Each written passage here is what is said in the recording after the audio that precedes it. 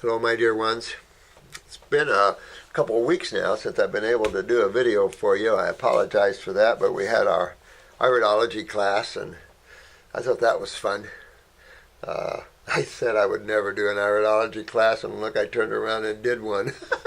But we need to bring it up to date. We need to bring iridology up to date, and of course, we've learned so much about what iridology can also show us that others are not aware of. That you need to look at our level of iridology, because it's understanding that you're looking at two processes of acute, subacute, chronic, and degenerative, one of the lymph system and then one of the tissue itself.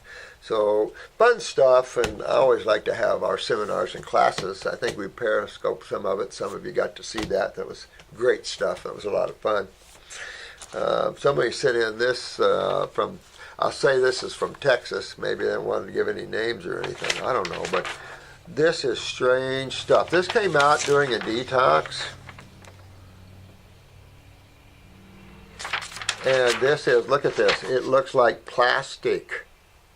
Hard as a rock. And looks like coal. That's what it looks like, coal. So you see with these things you're seeing coming out of your cells, the acidic process which creates a catabolic, or not really catabolic, a cationic process of coagulation and agglomeration, meaning things start sticking, dehydrating, of course, and getting hard as a rock. And that's just what you see. You see it with too much radiation to the body. You see it at all levels of acidosis, how it hardens the body. You see it when you're stiff and tight in the neck. That's your lymph system. That's all acids you're not removing out of the body. And of course, if you don't remove these acids from the cells, metabolism, in a timely manner, they'll blow back on the cells and then damage them. That's what we call cancer. Up to that point, it's just inflammation, meaning that, ouch, hurt. It's extracellular. It's on the outside of the cells, meaning it's all interstitial. So really, most people suffer on cell poop. You really looked at it. You know, most of our problems lie in our sewer systems, not in our kitchens. We can fix our kitchens pretty easy. It's the sewer system that's the problem, because it's massive size. Remember, around cells are spaces. So you have 100 trillion cells with spaces around every one of them. Sometimes cells in the blood, the red blood cells, will start following each other like choo-choo trains, or clustering like that, or clustering in groups. Of course, that's again shows the slight move of the pH of the blood, and also enzymatic less foods. You know, when you start, enzymes are a major part of life. They are the little chemical intermediaries, we might say, because there's an enzyme needed in every chemical process on the planet. So it's just massive to think of the chemistry and the chemistry needed to make all this happen. But you can't think about that and then understand health as well. You have to understand health first, and then take a look at the subatomic and some of these other levels that are nano levels and things like that, because too lost do we go. So I want to get into some Q&As. I'm so far behind, I know it, but you all are so beautiful, and I know you're working your programs. Again, I hate when if one of you are suffering real bad, you call the clinic or the club here. You get a hold of someone to help you. Don't wait for me to answer these, because with our schedules now, and we're trying to set time aside here. So let me see here. First, may I take the time to say thank you for your wealth of knowledge you share with the world. Oh, thanks, man. I personally owe you for kidney regeneration from stage 3 to healthy filtering kidneys. Yeah, well, this is a good testimony right here. Here's a man in stage 3 kidney failure. Now his kidneys are filtering and back to normal. We just had a case, a lady that wanted us to do a protocol on her. She's in dialysis, but she's still peeing quite well. She has some flakes, and it's like, why do they have her on dialysis? Numbers. creatinine levels are up there pretty high, but and they told her kidneys have failed, but she's still peeing and she has minor filtration. It'd be nothing to turn this all around for her and save those kidneys. Even stage 5s, you can pull these around. Kidney tissue loves to regenerate. There's not too much tissue that doesn't like to regenerate except the nervous system, and that, of course, it loves to regenerate if your frequency is high enough, and that's why the fruits and the berries and the melons for nerve regeneration. Essential. Vegetable power is not adequate for human nerve regeneration at all. So this is good. I'm so happy you saved your kidneys. Everyone, this guy or gal, who is this? Oh, this is Ryan. Dear Ryan, man, you saved your kidneys. Proud of you, man. Proud of you. You guys can save all your tissues in your body, fix your bodies up, and learn more about how to take care of yourself. You don't need to spend all the money to go to physicians and stuff. They don't know how to do any of those things. But there are stabilization effects of ERs when you need them, but outside of that, congratulations. And being well on their way to a clean, healthy body. Congratulations, Ryan. I contact you regarding my uncle whose health has started to deteriorate the last few years. He's 56. Yeah, you're seeing a lot of 56 going on 70s. That's what you're seeing out there. I'm amazed at the 56-year-olds that look in their upper 60s or 70s. There's a lot of old-looking 50-year-olds, and it's like, wow, that shows you how acidic and how fast the humans are deteriorating. And just look at what you're eating. You have to look at your lifestyle to lie to people and to tell them that what they eat has nothing to do with their health. That's dark aging, and I don't think there's too many people that really believe that, although there are, I know, but it's amazing how many people actually bought into that. Even as a baby, I knew what I ate made a difference, except when it came to dairy products. Thought they were good for you. So this man's 56, lifetime of acids, yeah, mainly the sad American Western diet, I bet. He's an alcohol drinker, mainly Lager and beer. 2 years ago, he had what was the first suspected to be cellulitis in his right leg whilst on holiday in Thailand. After flying home, he was told he had DVT and was taking medication. 1 year later, he is back on holiday in Thailand, where he spends most of his time drinking beer and eating acid foods, and the ladies are gorgeous too. Thai women are some of the most beautiful. He was admitted to hospital after collapsing. Whoa. He had extreme low oxygen after a chest x-ray. Was told he'd previously had a minor heart attack that he apparently didn't know about or they didn't discover. There's all these what we call silent heart attacks out there. And a lot of times someone will get a real pain in the chest or something. They don't think much about it. Sometimes it's gas, and then sometimes it's not, because you have real gas backing up here can make you feel like you're going down. But a lot of silent heart attacks out there where there's short little ischemic type changes there where some of the tissue is damaged. And the ice can show a little of that, but an EKG can show that if you're a real avid EKG reader. I used to be an avid EKG reader. Man, I forgot a lot of it so many years and years ago that I had to take all my tests and do that.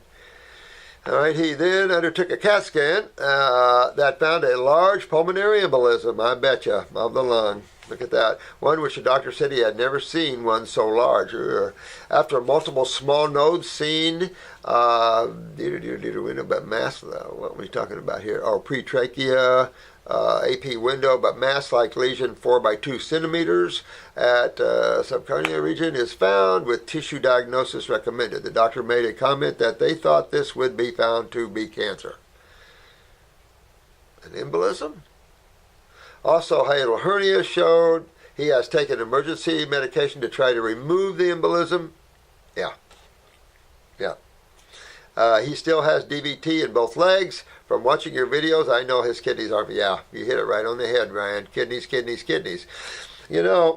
We only have so many tissues in the body, and when you start seeing swelling, cholesterol plaquing, calcifications or calcium problems, heart problems, circulatory problems, all of those things, this is all acidosis. Matter of fact, there's not too many things or experiences or conditions that you can't name that doesn't have its cause in acidosis. There's just not too many. Probably 95% of what medical doctors think they call diseases, it's all acidosis and the effect acids have on your tissues. and that's it breaks them down. No difference in Coca-Cola, piece of meat and Coca-Cola. Same pH as all your metabolitic acids. Uric acid, a little fungal meat acid, that might be a little hotter, but I doubt if uric acid is much hotter than 2.75, something in there. That's still pretty friggin' hot. I'll tell you the truth, when Coca-Cola's 2.9, I think, and Pepsi's 3.1, Dr. Pepper, all in there, it's around the 3s. So when you go, ow, that hurts, that's 3 pH. Well, 3 pH is enough to destroy your cells. And then, of course, your stomach acid is another about 15 to 20 times hotter than that. And then, of course, chemotherapy falls about 20 to maybe 50 times hotter than that. So you're so hot when you're down into these levels that it destroys you. Your tissues anyway, your body anyway. Hiatal hernia, okay, so that you want to be looking at this parathyroid of your uncle, and of course the uncle's an alcoholic and everything, or drinks a lot of alcohol and things, so extremely acidic, sucking the calcium out of him.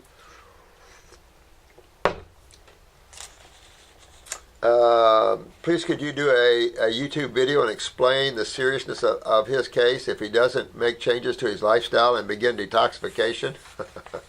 Well, Ryan, yeah, I mean, whoever, your uncle probably needs to really lift his head up. Some people can and some people can't. But Ryan's uncle, you definitely are in trouble. There's no question about that. A pulmonary embolism could have taken you out right there.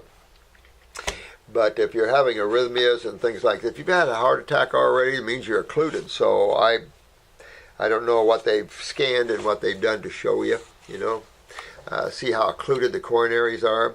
But whenever you're going after occlusions or blockages anywhere in the body, what system are you going to go after? Now, this is affecting his blood system. Now, if you go after his circulation, you will fail. Because the problem isn't circulatory. The effect is circulatory. The cause is lymphatic.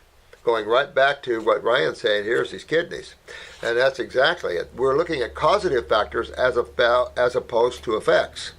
And just remember that. Sometimes you're looking at an effect and you have to ask yourself, what's the cause? Well, when you're asking about what the cause is, you have to pull all the way back to your chemistry ingestion and the chemistry of all this whole thing and take a look at it. Understand what the dominant chemistry is on the planet, which is base, and understand the blood a little bit and understand that. It's not difficult. It sounds it, but it really isn't difficult, to tell you the truth. And through these videos, I'm trying to help you to take a look at those things in that way. Always think causative. Yeah, I mean, the end is near for him if he doesn't take care of himself, no question. I think this has been indicated to him that these things are going to creep up on him, either a stroke, a pulmonary embolism, or an MI, a big MI. So you're going to look at these things. If you're going to open your uncle up, he's in the perfect place to be. If he loves Thailand and the people of Thailand, then it's perfect. He's in the perfect place for what his problem is. He doesn't realize it, maybe. Thailand has some of the best fruit on the planet. So I remember a homeopath from Romania, when she went to Thailand, she said all my symptoms went away just eating the food, the fruit. So he's in the perfect place to bear down on fruit and berries and melons. He's in the perfect place to do that. And I would highly recommend that uncle of yours get himself down to a raw food diet and that before he offs himself. But if he offs himself, the problem with that is, thinking on the spiritual side, he'll be back. Now to some, that's no big deal. But to some of us, forget that. You know, if train stops here anymore, you want to stop on this rock and at this level of creation, sucks. Pretty low, the pendulum of positive and negative is down here at the bottom, so it has the bigger swing. You get up in the middle worlds, you barely notice that there is duality.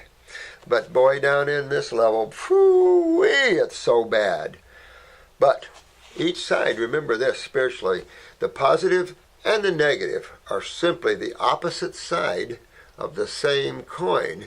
Remember, the coin is simply a shattered mirror of God, and all the little pieces of the mirror is God experiencing itself. If that alone exists, if everything is truly omnipotent, omnipresent, and omniscient, everything is truly the one, the all, then there is only the one. And nothing it creates can be anything but part of itself. Just like what you create is part of yourself. I cannot get out of that because it is a total entity. There is no you're there and that's there. You know, when you look at duality, you can say there's a chair there and I'm over here and there's separation between us. There's spaces in between the cells. That's not true in consciousness.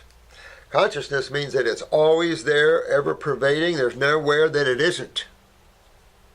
So when you start learning that, you realize there's intelligence gripped in every single corner, space and black hole combined. Now, this is Miss Gill. And let me see. First and foremost, oh, thanks, honey. I appreciate that, sweetheart. Thank you, thank you, thank you. Working on this, working on the planet. We're all working on the planet together, and I think it's a lot of fun. It's fun to hear the remedies that you guys are going through. It's fun to hear when you overcome your problems. It's just exciting because it helps to show this planet how simple and how nature and the creator, however you wish to define that, everything's all set up. Man just has to start awakening to where he fits or she fits in the species and in the planet itself. You know, so it's just waking up spiritually, meaning we need to wake up and realize we are indeed one being many and enjoying those differences. And, you know, lifting ourselves up a little bit. There's truly a warring planet, this is. Oh, thanks, honey. I love you too. Thank you. I immediately resonated with your teachings and know they are truth. I am using your herbs and eating mostly fruit and flushing out toxins with success. My question, why don't you contact Oprah to speak of? You know what? I'm not good at those things, to be honest with you. I would think, and I've always thought Oprah would be a good place to introduce this because she has a little bit of health-mindedness. She's had Oz on and other people, but this is a level way beyond those guys. And this is an incredible level, but it's in a level that bucks a lot of modalities, to be honest with you. There's a lot of things on this planet that shouldn't be, and one of them is dairy products. So dairymen's across the world and dairymen's associations aren't going to be real happy, and they should already know this, though. Milk has been taught to be bad for you since day one. Why man feels he has to suck on a cow's teat, I have no idea. I have no idea. Wrong species, a big, huge animal, great for their babies. That where we ever came into that play only shows you that we migrated out of these tropical areas and into these northern climates, and we're willing to eat anything, including urine and stool and everything else, to try to be healthy. And it's like, what? So with that comes a little insanity of the human race. We have a beautiful, fruit trees are the way to go. And I don't know. So I would love to see something happen. We have some very interesting people that have come to us recently that are involved in some of these levels. And I'm working on their cases, and hopefully that when, one in particular, when she awakens to what she has in her hands, and she's a movie producer, so when she wakes up to what she has in her hands, and Discovery Channel wakes up to what they can do, it's mind-boggling, because no one on this planet is doing what you guys are doing and know what you guys know. You know that already. You guys can sit there, a lot of you can whip off the parathyroid and calcium utilization, the pituitary, you guys can whip that out. There's not too many medical doctors in the world can whip that out. So I'm so proud of each and every one of you. Thank you. I'm humbled that you're all taking this on, because it's your survival. You know, you will be able to get yourselves well. You don't have to give the medical people the bank, you know, and still not get your remedy. But get yourself worse and worse and worse till you're climbing out of very bad hellholes. You know, some of these pharmaceuticals put you in hellholes and sad stuff, but you can work yourself out of them. And with the proper help and the proper understanding, you can move right along and kick butt. A lot of you are already doing that, proving that, and have proved that. I'm just real proud of each and every one of you. And if those of you are struggling, it's worth it. It's worth it to hang in there. And there's some of you that you start off with good intentions, but when you're sitting there thinking about all fruit diet, all berries and melons, for let's say 6 months to a year, as you get down that road, things start stressing your emotions and your self-disciplines and minds. I get it. I get it. I came up on this planet too, so I understand how things work. But the happiness, the joy, the energy, the vitality, the awareness, what you get for the time you spend, there's no money on this planet worth it. You couldn't buy that. Your life will change 1,000%, as many of you have already seen, both spiritually, your connection to all of life, your happiness, your joy, your self-power, your ability to see and know things others can't, your vitality, your vigor, the ability to have endurance, that your ability not to have any fatigue in your world, maybe boredom because of a lack of activity, of things to do to keep you busy. It's worth every second you put into this in every way. So muster up that strength. Muster up that self-discipline. Remember, you're worth it. No, not your friends. No, you are worth it. Not your kids. You are worth it. Whoever you are that's listening to this, you are worth it. If you're 5 years old, you're worth it. If you're 10 years old, you're worth it. And if you're 102, you're worth it.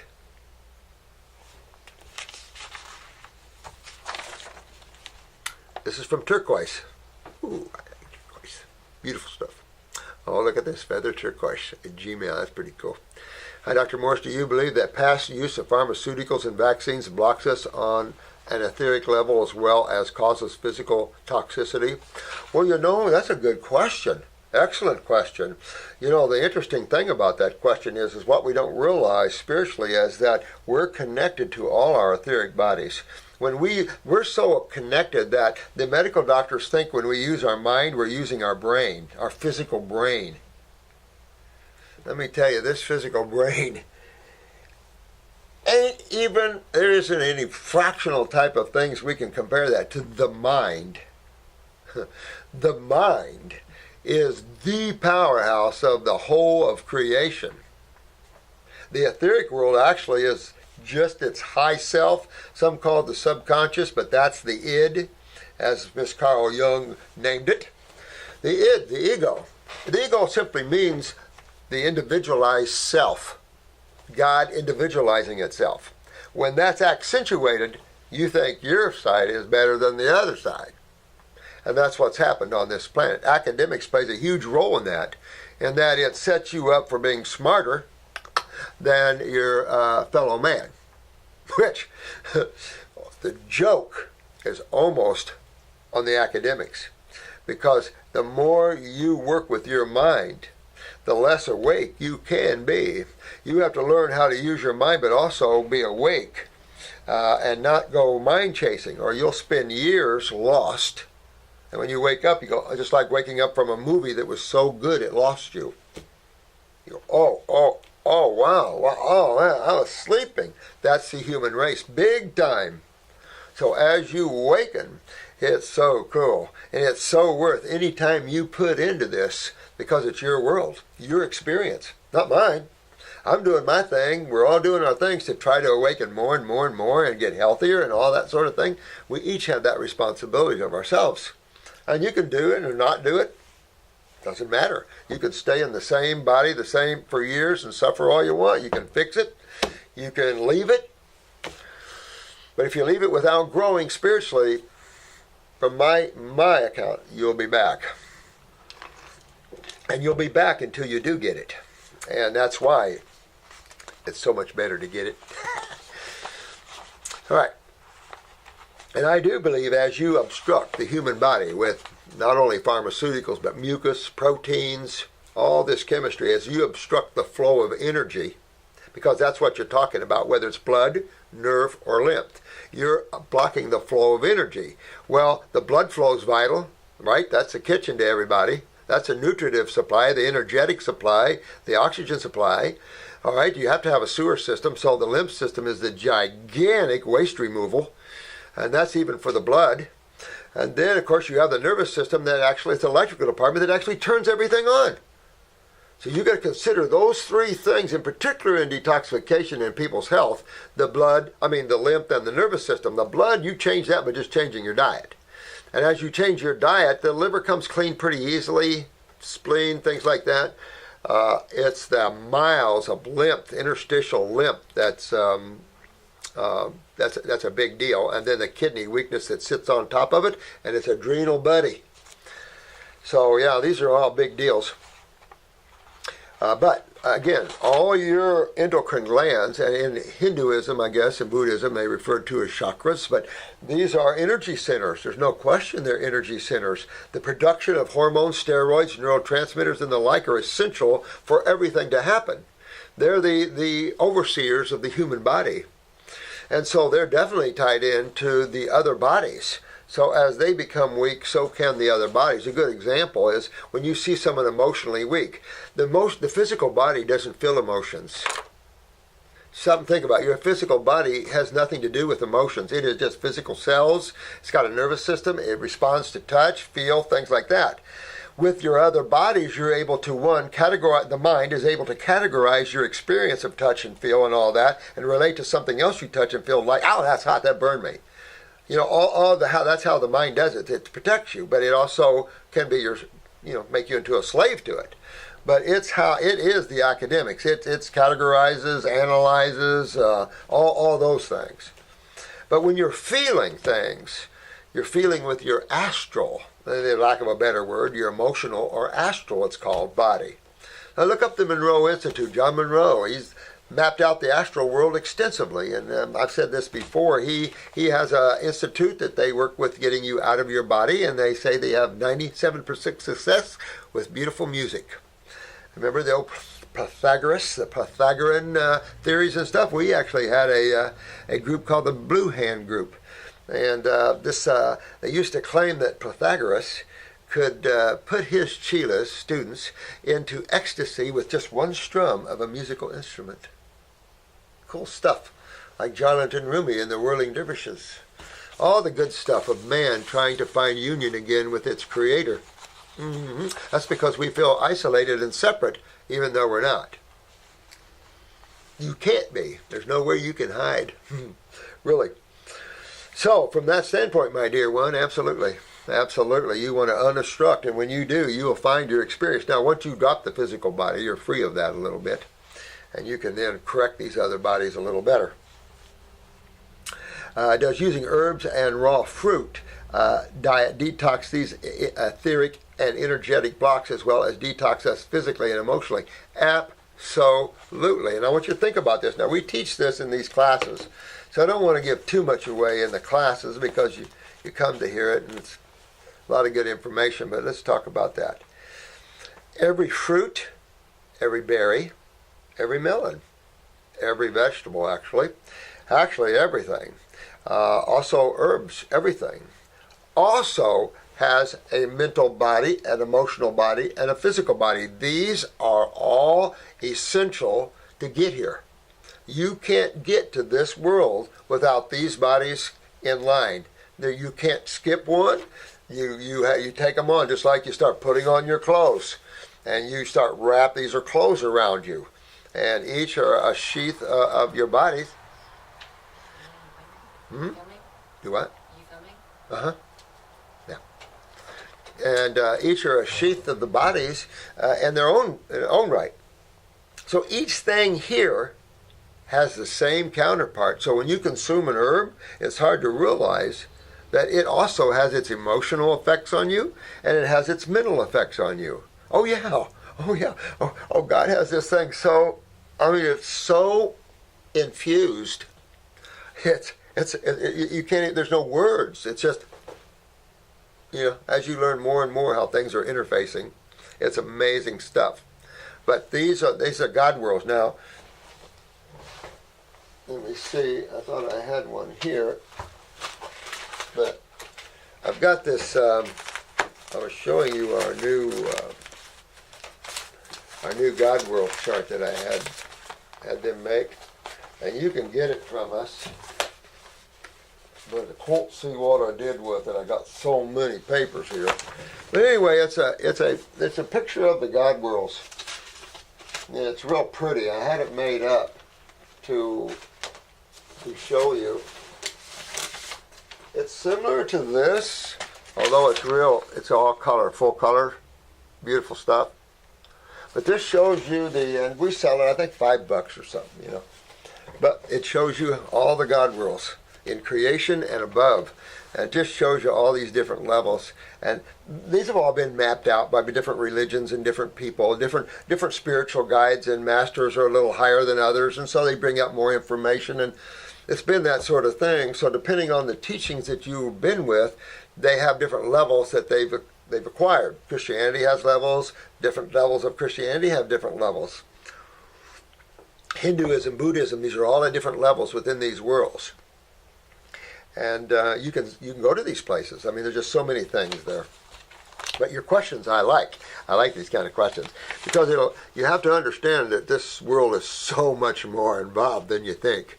So much more involved than you think. Look at the crystals and look at the gemstones. These are energetic feeds to this planet. I mean, I told you the book Gifts of the Gemstone Guardians. These we listen to what these beings have to say about the gemstones and why they exist. It's just amazing. I believe classical homeopathy can detox these pharmaceutical energetic blocks, but with this method, each drug vaccine is detoxed individually, which can take years. Hoping to heal on all levels. Value your insight. Thanks for the questions. Now, you know, this is where I probably depart from homeopathy, because to give you an example, to neutralize or to detoxify, let's say, quinine, you have to take quinine, its essence thereof, and there's no way. Homeopathy really, to me, isn't a real great detoxifying modality. Naturopathy is. It is the regenerative detoxification modality, not homeopathy. Homeopathy is a treatment-based system, and a good one. I have nothing negative to say about homeopathy. I love it. I've said this over and over and over. Medical doctors need to be homeopathists. Then the death rates will be, well, there'll be too many people on the planet again, because all these millions of people that die each year from pharmaceuticals, medical doctors, and hospitals won't be dying. Well, but when you're getting into real tissue regeneration, that's not homeopathy, that's us. But we're like the core. Naturopathy is at the core, not naturopathic medicine. That lost the planet. Naturopathy's always been at the core, because you have to roll up your sleeves and fix how you're creating all these problems. And homeopathy doesn't do that. It's a treatment-based modality. You have to roll up your sleeves and actually go on your raw foods and actually use your herbs and detoxify. You can throw homeopathics in with herbs, it doesn't matter, because there's nothing more powerful than the botanicals themselves at these levels. You know, homeopathy is powerful, but it's only the essence thereof, which is just fine, energetically speaking. It's more involved in the energetic side of plants and things, which has its vibration frequencies like everything else. Everything is vibrational, so everything has an effect, good, bad, or indifferent. So I do like homeopathy, like I said, but naturopathy is at the core. From this, that's your GP. If I need a chiropractor, I'm going to recommend a chiropractor. If I need an acupuncturist, I'm going to recommend an acupuncturist. If I need a massage therapist, I'm going to recommend. These are not health modalities in and of themselves. They're therapeutic modalities where you can go and find therapeutic work. But if you want to regenerate, make well, and rebuild, you're at this level, naturopathy. And it's the only level man needs to be right now. And he can use homeopathy to treat, but he needs to work himself up into these higher levels. And this is where this planet has to go, to some degree thereof. Boston Red Sox. I like that. Dear Dr. Morris, thank you for all that you do. I'm a 27-year-old active male who is currently detoxing. Good man. Went a little crazy on the berries today. My question is regarding, I wonder what that is. My question is regarding premature ejaculation. Everything else in this area appears to be healthy. I've heard you speak of the mind being a computer which is programmed and can be reprogrammed. Absolutely. Oh, you can reprogram yourself all day long. And remember, you can use music to do it. You can use highly discordant music to break your thought patterns up and then replace it with soothing music. You know, even Handel used to play that to break your thoughts up, and then you could use Beethoven or someone to put it back, you know. Or Enya or something neat, you know, like that. Modern day stuff. It's something I have struggled with all of my adult life. I'm unsure it's mental, physical, genetics, adrenals, nerves, or what. Thank you and God bless. Well, you know what? That's a good question, you know, and I think it's more neurological and more in that vein. But I would work on my prostate gland, my kidneys, you know, that sort of thing. Prostate gland, I put some herbs in there. You could also do the male, if you don't have any prostatitis, you could use the male reproductive and start strengthening the prostate, the gonadals, you know, and the kidneys and adrenal glands. That's all in the mix. And then you'll get away from that. That's what I would do. That's the only way I've been able to get people away from that sort of problem. But good job, man. Good job. 27, get yourself healthy. Remember, all that's tied to the kidneys and adrenal glands. So you need those adrenal glands to get the testosterone, but you also need the testes and the prostate. So you make everything healthy. But if you want to make strong, which I would recommend, then go to the male reproductive formula, and that'll start strengthening up that tissue. You could go on a brain and nerve formula, too, to strengthen up that. You know, everything just strengthen up. You might even be too sensitive in an area. You know, there's a thing about being oversensitive and not sensitive enough. So that's the only thing you can do with those type of things is make healthy. Make well that which is, because either one is a problem. You know, suppression of the nervous system or an overexcitement of the nervous system, either one. This is Heather. Hello, Heather.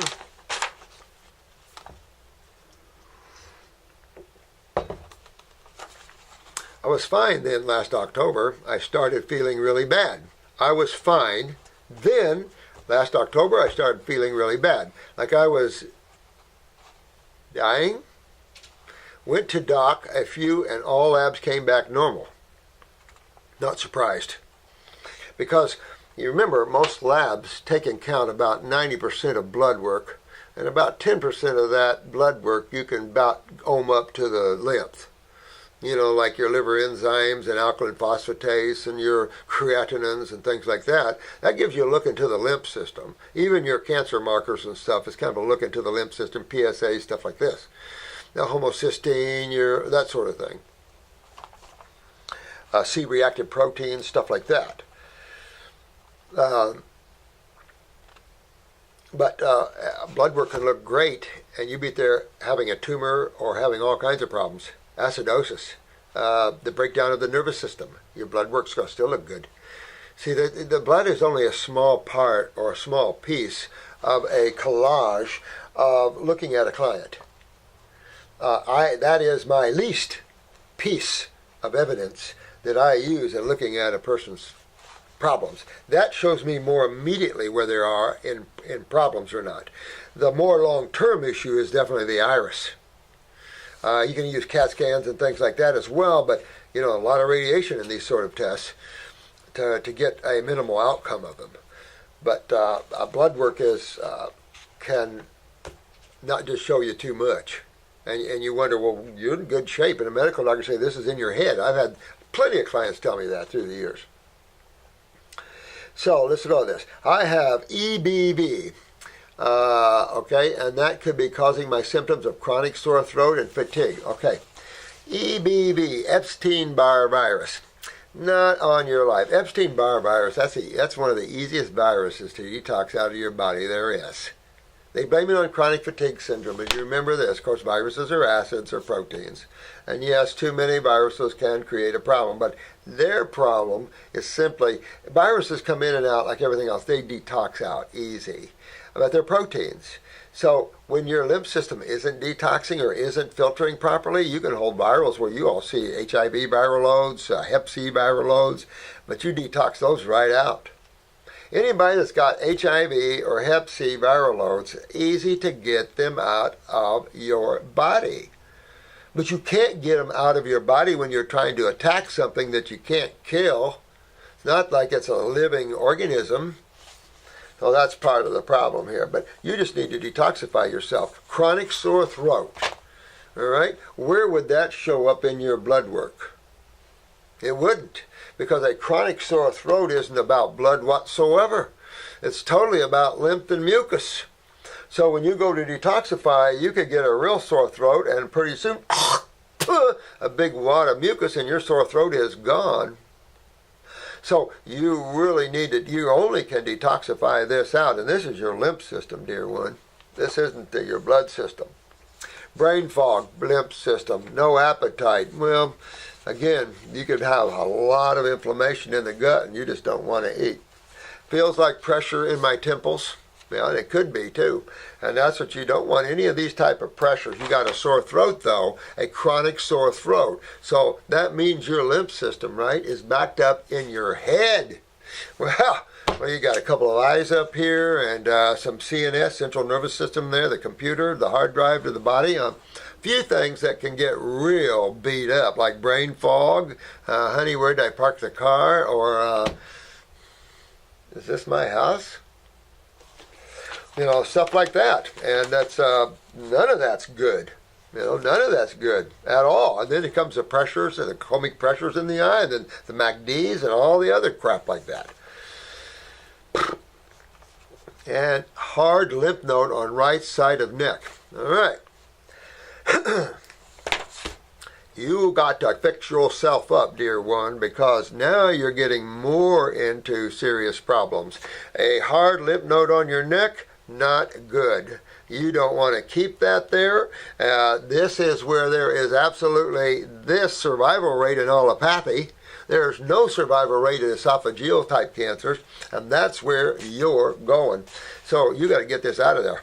So you got to get after that GI tract of yours. Start getting on the stomach and bowel GI broom. Start heading down that road at the same time. You're getting the kidneys, you're in the adrenals, right? You're in the lymph system.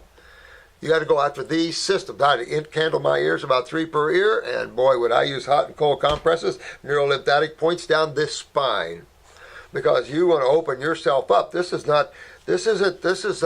bad stuff sitting right at the edge. Okay, so honey, the more you tell me. All right, here's some more. Have psoriasis and got cirrhotic autism. BC of it, and the doc says that's nothing. He can do.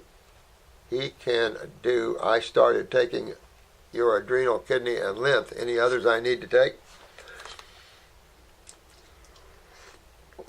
If it is me, my dear, I would be going after my GI tract heavily. I'd be going after upper circulation and brain and nerve, given what you're saying here.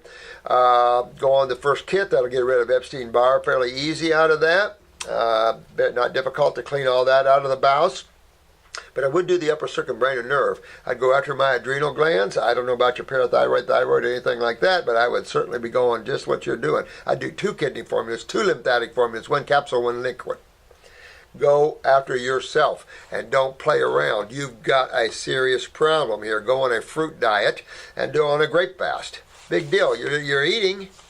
Just thank God you can eat and still take care of this. In the olden days, it was water fasting.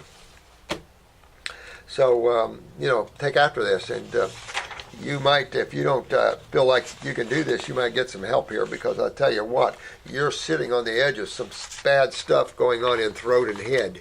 You know, when you have chronic sore throat, it doesn't go away, and a medical doctor doesn't know what that is. Wow. Wow.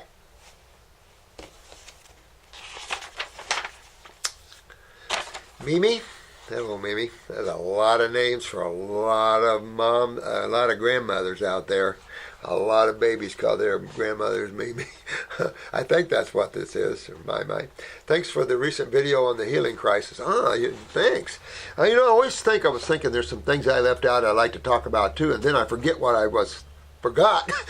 I forget what I remembered, and I forgot what I remembered, but I forget. It's like, oh man. But the healing crisis, absolutely. Just realize that, guys, that the healing crisis is not always fun. And that don't freak out that your symptoms are coming back and anything like that, because it does make you feel that. Nope. Nope, nope. It's to be welcomed, because a healing crisis is your next journey. It's like an initiation. Boom, you're done with that level. Now you're going to a higher level. So it needs to be exciting in the pain of it all. Now, a lot of healing crises, of course, are not painful. Most of them are just simply cold and flu-like symptoms where mucus is coming out everywhere it can.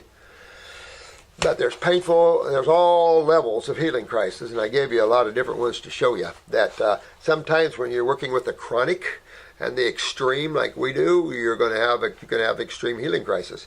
But you don't want to falter. You want to walk straight down the golden road to Wellville. Forget going off the pass, go straight. And once you get there, it's Oz time, happy time, fun time, healthy times, awakened times. And we're all here waiting on you. Let me see here. Like when your kidneys aren't filtering and you take too many lymphatic herbs when you have had chronic illness for many years. Well, that means that you want to really hit your kidneys. And when you come to these sort of things, we use 2 lymphatic formulas on people because you see for those of you that are working with others, you see what you're up against. This isn't Toyland. And medical doctors are so far, no offense, but they're so far out of their league. They don't have a clue. This isn't Toyland of people's lives, but you can work with people's lives and bring them back to Wellville each and every time. There's only a few people out there that are so advanced you can't save them. But try they must, because this will set them up for their next experience. This will help to make them grow more for their next experience. So if you have someone you're working with and they pass, don't feel bad. You've done everything you can do, because if this level can't get you, you're going. I've always said if this level can't get you, go to the medical doctors, because there's no way you're probably going to make it. Because there's not too many people we can't turn around at any level there is. It's just reversing what's causing these things. It's just nothing miracle stuff.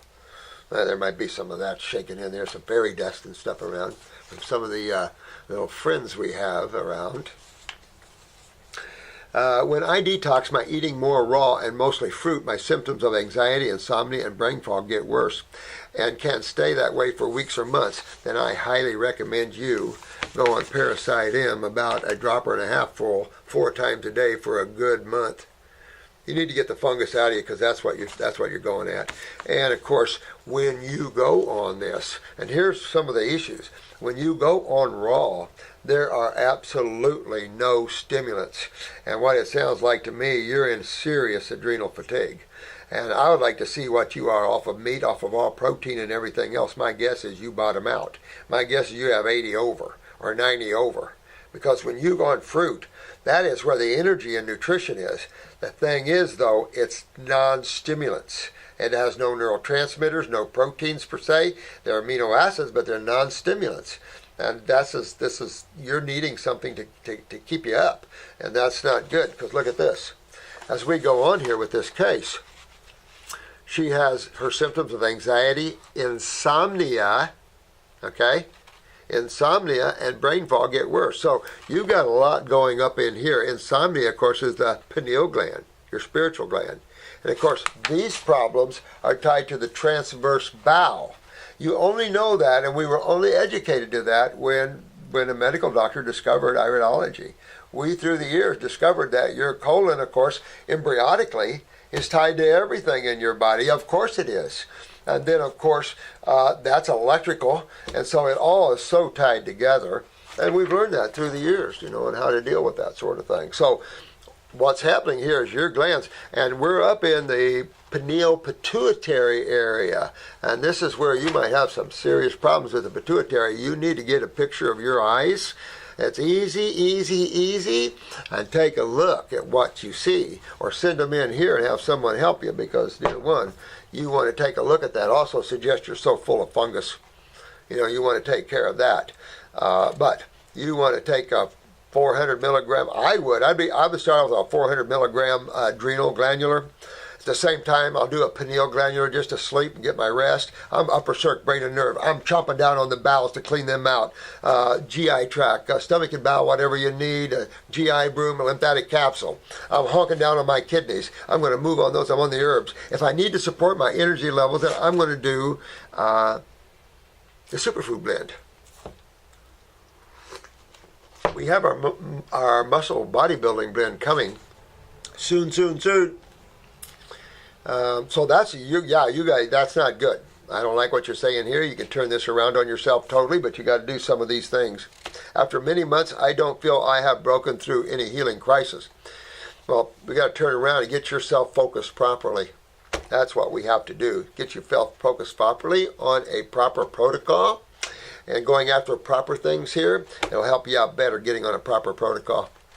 Look at the 12-week or the 14-week program and look at that protocol and see that. And that's pretty much what you want to follow. But I would hop on upper circuit, brain, and nerve right off. You're going to get blood, more oxygenated blood up in the head. You're going to turn on the neurons. So that's going to help in the hypothalamus, the pituitary, the pineal. That's going to help. You got to go down to the bowels and start cleaning the bowels out. Cut off that feed of the transverse bowel. Same time, you're going into the kidneys and adrenal glands, right? And then I'll do the endocrine glands. So I'm on an adrenal 400 glandular to support my adrenals. I'm going to do that for about a month and a half. And then I'm going to pop adrenal herbs hitchhiked with licorice root. I'm going to get away from the glandulars in about a month and a half, and I'm going to pop on adrenal tincture or capsule, piggyback with licorice root. I'm still going to do the endocrine gland because I suspect that your pituitary is involved in this. And so you want to take a look at all that and definitely get things moving, sweetie. Definitely get things moving. You have to break through this. But if you get on the right herbal program, do some green drinks, get the fungus way down, get everything opened up, then you can go full bore right into the fruit and you'll be good. This is Julie. Where is that? We have so many things here. Holy moly.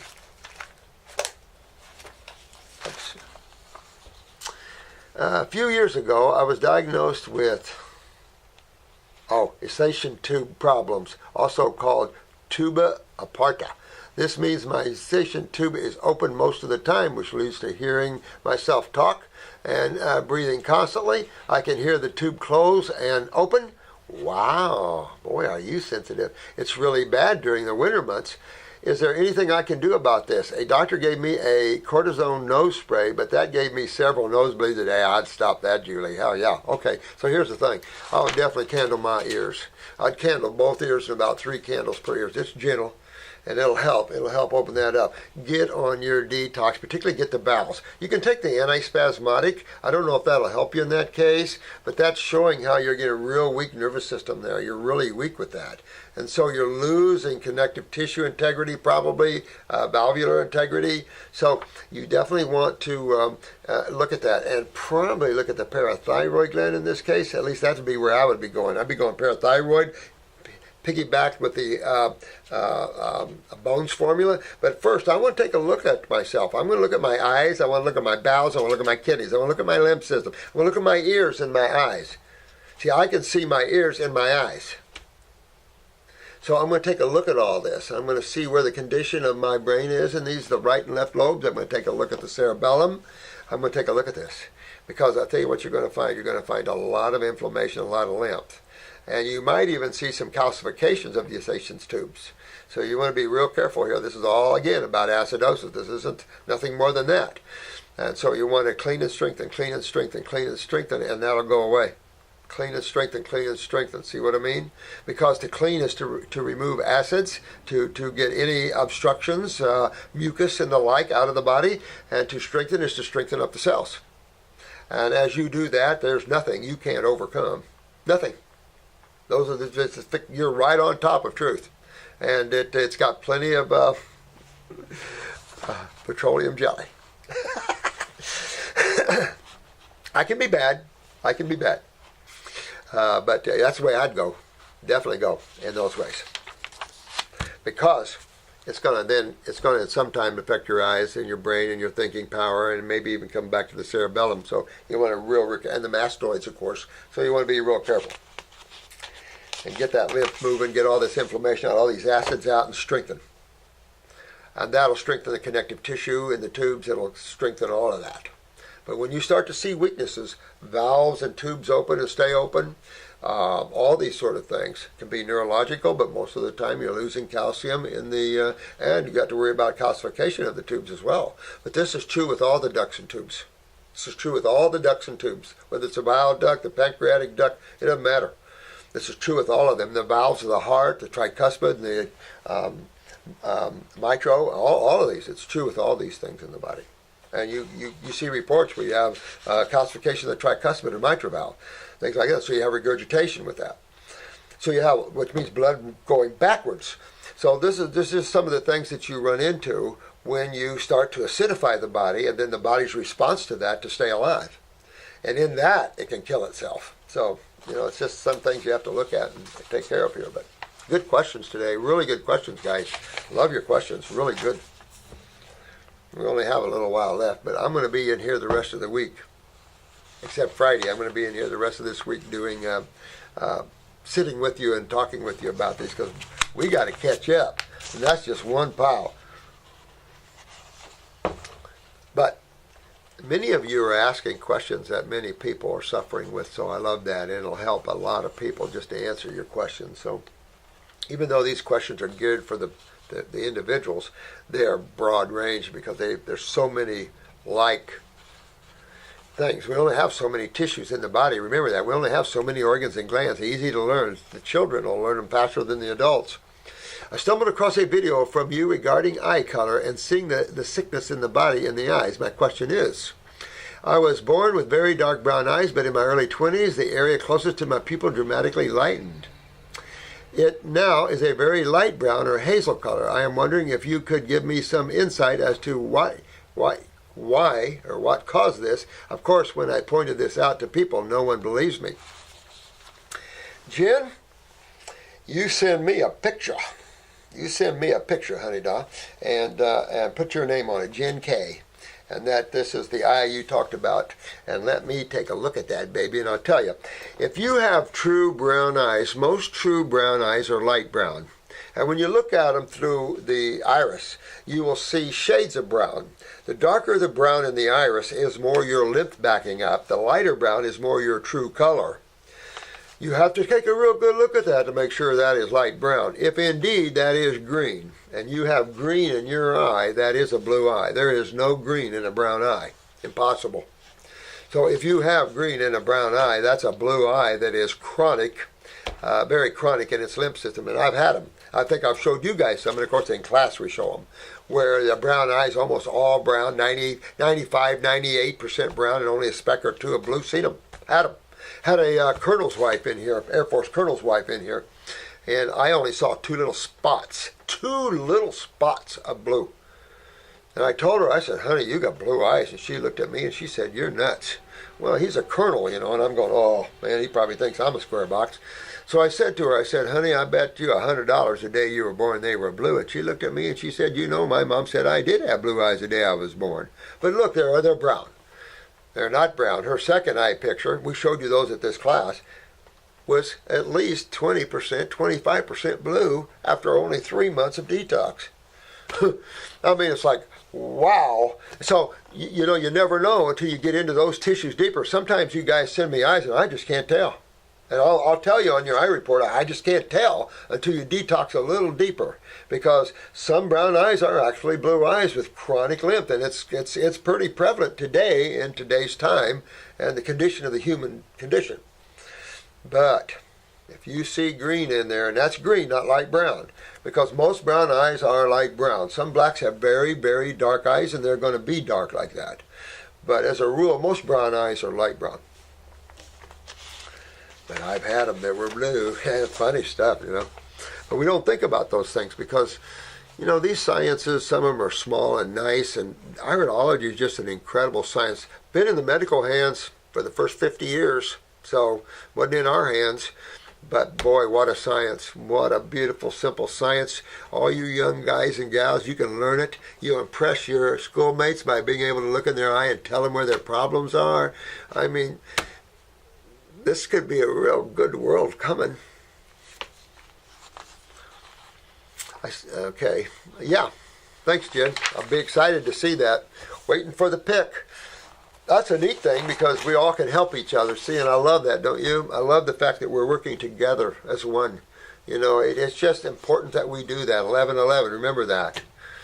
We're individual, but we are one. And it's just the way creation is. And when you get that, you'll be the next Jarlath and Ruby. You'll be out doing whirling dervishes out in the drive, and your love for God is so immense and enormous because you see it in every single thing that exists. It's an incredible experience. Hey, Luke. My friend has brain damage to her frontal, parietal, and temporal lobes. Back problem in her lower back, up to her spine and her neck and shoulders. Well, you know what? Since she had that damage and she's not repairing it, they can easily see that because the lower back's in trouble. Then the lower back's in trouble, that means your kidney's in trouble. Even if it's from the accident, a lot of times we always have a precursor or weakness there in an accident. I see this in nursing a lot of times. A nurse will, or a CNA or someone will pick up a patient and turn them wrong and their back goes out. Yeah, they always had back weakness already there before, even though they may not have felt it. But most of the time they feel it a little bit, might not admit it. So, the reason this damage might not be healing, of course, is what system? There's only one system in the body that helps to clean out the damage, and that's the lymph system. The blood comes in and helps to heal it then. But your lymph system must clean the area first. Remember all that? Clean your wounds? Yeah, exactly. So that's what the lymph system's there to do, and it looks like her lymph system isn't working for her. And that would include the adrenals, the steroids, and all that side of the anti-inflammatory issue. So, what you got to do with this case, of course, is go right after, I haven't read on, but we'll stop right here for a minute. You go right after the kidneys and adrenal glands, A must do, right? Then what have I got? I've got upper circuit, brain, and nerve, big time, right? Upper circulation and brain and nerve, easy to understand why those two, right? What else might I think about? Damage to tissue. I might look at skull, I might look at connective tissue, so I want to make sure that parathyroid's working. So sometime in the first month and a half or so, I'm going to put this person on a parathyroid smacked with bones formula. That way it will help rebuild cartilage and all the other stuff that might be damaged as well. Now, she gets pain in her knees. Of course, again, back to the kidneys again and back to that lymph system again. So she can't repair trauma. Remember, when you have a traumatic injury and you're highly acidic, you're not going to come back well from that. But the same person can have the same injury and come back quite well. It all is about the degree of acidosis and how bad your kidneys and adrenals are not functioning for you. All about that. And the next thing, not only her knees, it'll be her hips. Oh, and then the elbows. Now, everywhere you're excessively moving and you can't remove those acids out, you're going to feel first. She has chronic migraines every day. Well, first thing is to get this lymph and everything moving. Go after the GI tract. Then I don't know if she's been to a chiropractor, but you want to make sure her axis and everything is on straight. You know, all those things are a must-do. I'd also candle her ears, get all that cleaned out, work on her neurolymphatics, getting her parathyroid and everything. Her back will straighten up if it's twisted with scoliosis or anything. It'll straighten that up. The migraines will come out of there. She says she feels the migraine in her right eye specifically. Well, it don't matter really. I mean, that probably is the weaker side. But by moving this out, by cleaning and enhancing, cleaning and rebuilding, cleaning and strengthening, you're removing acids and metals and all the other crap that's in there, mucus and everything, that's cleaning. Rebuilding tissue falls under the alkaline sky. She says always has a migraine or a headache. No, we got to get her out of that. That's not fun. That's not good. I was born on migraines myself. We got to get this little one out. She's diagnosed with ADHD, BPD, PTSD, depression, social anxiety, schizoid PD, depersonalization disorder, and anorexia. She takes, oh my God, a Prozac for headaches and anxiety. What to do? All right, the first thing to do is get her on a program. If she's willing to and she wants to, Luke, you get her on a program. You get her on cleaning her bowels and her kidneys and her adrenals. That'll bring her up neurologically. Upper circuit, brain, and nerves going to get up in there and really enhance that part of that. Thinking about the parathyroid and the bones about, like I say, about in a month and a half or something like that. I'd be going up there with the endocrine glands. I'd be going after the GI tract. I'd clean out her liver a little bit. Just go into that body and follow. Look at that 14-week protocol. See what we do. I always go after the liver gallbladder, which also cleans the pancreas. the first month and a half or so. Those formulas will also pick up the skin. Look at the lady with the psoriasis. You know, the lady earlier with the psoriasis and all the other stuff, that all cleans up together. But it shows you the lymph issues in these cases. It just shows you the lymph issues in these cases. And you can't clean them up until you deal with the lymph system. And everybody knows that by now that listens to us, because medical doctors have tried to treat these conditions for years with no success. And it's like, instead of hurting your people trying to treat things you know you can't cure, why don't you just be truthful? Can't cure it, go somewhere else. Plenty of us out here that can. That's what I do, Luke. Because, again, depression is linked there to the parathyroid gland, so you take a look at that. You can help her with depression with the parathyroid. You can anxieties, of course, with the adrenal glands. This whole depersonalization, this whole thing, once you get her nervous system up, you get her central nervous system back in hard drive again, you get the autonomic responding well, everything is doing well, you'll pull her out of this. Okay, but right now she might go through some tough healing crisis emotionally. Got a feeling there's some things going on here. So let her just go through that. Warn her that there could be some serious stuff, but you've got to get her off of Prozac and some of this crap like that. That's, can't tell you, bad stuff. But you can support those endocrine glands instead of weakening of them with the Prozac and the other. You can support her. And that's all cool. Obvious raw food diet. Now, with some emotions, you might have to let her have some cheat days. Love your videos. Oh man, love you too. But your information on the number of cells in the human body is out of date. Where are we now? We're now at 37.2 trillion cells. Not 100 trillion, not 76 trillion. So it's down. Interesting. One publication you sometimes cite is the National Geographic. If I cite their article, the number of cells in the human body is approximately 37.2 trillion. Isn't that amazing? Huh. You know, now you got me curious. So we're going to do some investigation on this. To quote a portion of the article, adding up all their numbers, the scientists came up with, drum roll, 37.2 trillion cells. You know, when I went to school, they taught me 78 trillion. And then recently I saw some medical guy saying 100 trillion. That was about 5 years ago. So who the hell knows?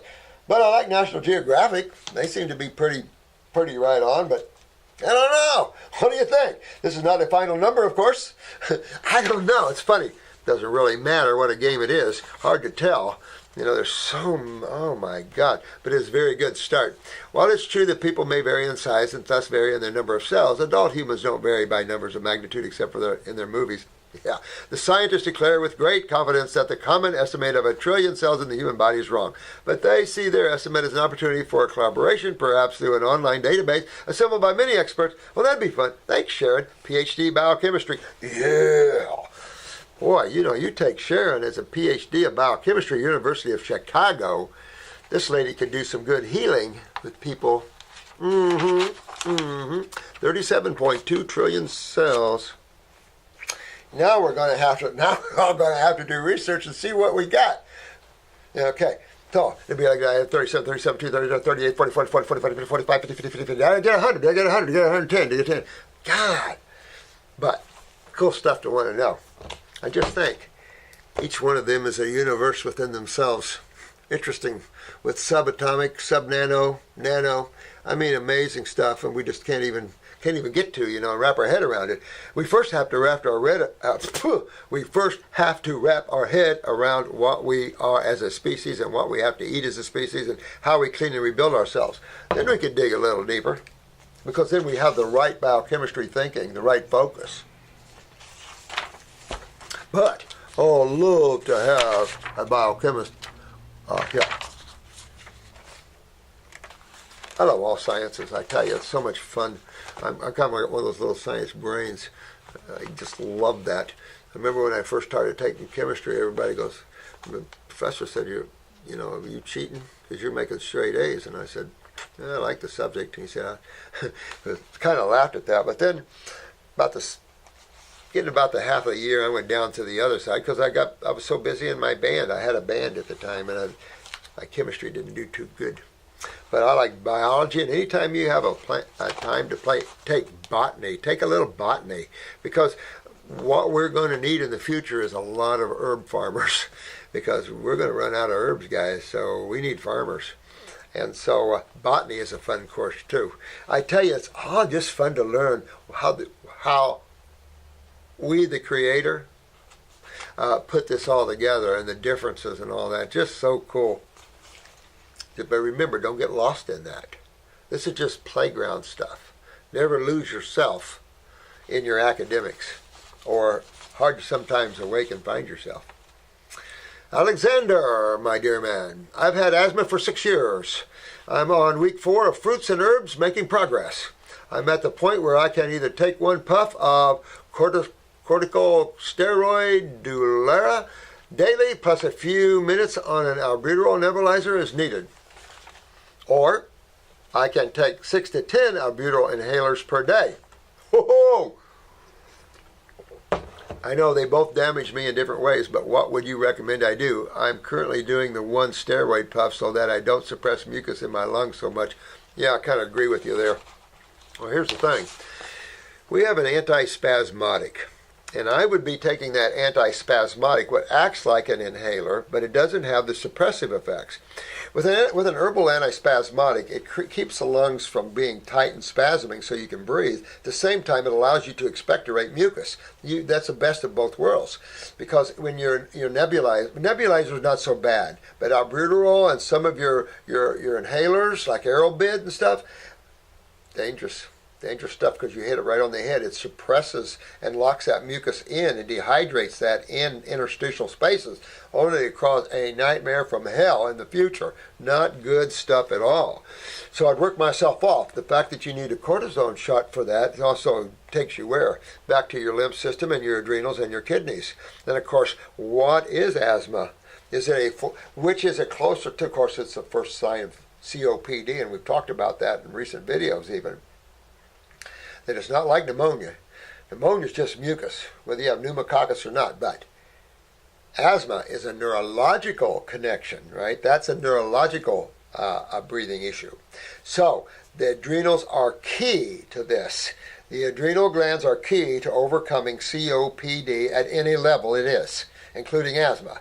But also cleaning up the stomach and gut, because this is where you have the autonomic brain and it controls breathing. So your stomach, your GI tract has to come clean. You can have stomach problems and have breathing problems. You know, this is a big nerve ganglion here, of course, and you can break it down just like anything else.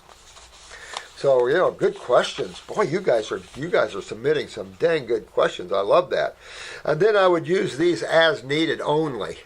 Only as needed. It's called PRN, when needed. And that's what I would do. I would only use these if needed, if the antispasmodic didn't work for me. At the same time, I'm on lungs number 2. I'm on 3-lung tea. Not to drink too much of that, but I'm on 3-lung tea. Why? I want to break up, because there's always mucus involved as well. But I'm also after brain and nerve number 2. Because I know it's a neurological problem, but I need neurotransmitters, so I'm after the adrenal glands. Because if I can't get my adrenal glands up, then I'm not going to get my neurotransmitters up, and I'm going to have breathing problems and anxieties and all the other things that go with low neurotransmitters, low blood pressure, all that implies. So you want to go after that. That's your nervous system, that's your adrenal glands, but that also is your lymph system. Amazing how these little areas can control so many other areas. But those adrenals, I've said it before, are just amazing pair of glands that can control so many things. So that's what I do. I use an antispasmodic, and you can use it as often as you want. I use the alcohol-based one, much quicker, and I use it for seizures and all that. And I would then go forth and start to clean, put myself all on fruits. Now you're going to have a healing crisis in the lungs sometime where you're going to be thinking you had pneumonia. Hang in there. Hang in there. It'll come out and you'll be good. Use antispasmodics. If you ever get to the point you just can't hardly breathe, make yourself throw up. Keep yourself some lobelia or something like that and take a couple teaspoons. It'll for sure make you throw up. But I used to do that years ago with COPD when I have these cases and I didn't have everything down just the way I felt I needed it, and I have a healing crisis. I'd make them throw up, make sure you compress the diaphragm, compress the lungs and out, and then they can breathe. Crazy stuff out there, but You know, in situations where you need to help someone in life-threatening situations, you do what you do. You can also use your neurolymphatic points, both frontal, down the sternum, and back. You want to use that for breathing, because that also use your, you know, your yes, reflexology. Use that. All these things can help without having to use the inhalers and the cortisols. So do your best, but you'll pull yourself out of that, my friend. It sounds like you're focused good and everything else, Alexander. You'll be fine. Pull yourself out of that. All right, look at this. Dr. Morris, they are finally starting to catch to you. Thanks for the wonderful info. Prostate cancer survivors face increased risk of dying from other illnesses. No kidding. This ought to be interesting. Researchers from Vanderbilt University has published a new study stating that treating prostate cancer patients with androgen deferration therapy, ADT, raises the chances of developing several other cardiovascular diseases. I just love the word they call diseases. One disease, if we treat that, can cause some other diseases, and bop, bop, bop, bop, bop. I mean, it's like, oh, please. God, guys, break the chain. Break the chain. Come aboard. It's crazy. Yeah, no kidding. ADT reduces serum testosterone within the body, and this in turn minimizes the growth of prostate cancer tumor or shrinks the growth. Let's see what they try to do, and of course Lupron is one of them. You know, that suppresses testosterone. But, you know, it's like Rumidex and tamoxifen for females to suppress estrogen. These are considered cancer-causing drugs by the World Health Organization. So holy crap, here we are, American medical doctors giving cancer-causing substances to treat cancer. That makes sense. If you're crazy, I mean, it's like, oh man. Oh, this is on the same type of stuff. But researchers say treating a patient with one particular kind of medication or therapy can affect the health of other dependent organs. No kidding. So if you have prostate problems, where's your problem? Kidneys. If you have ovarian cysts, uterine fibroids, where's your problem?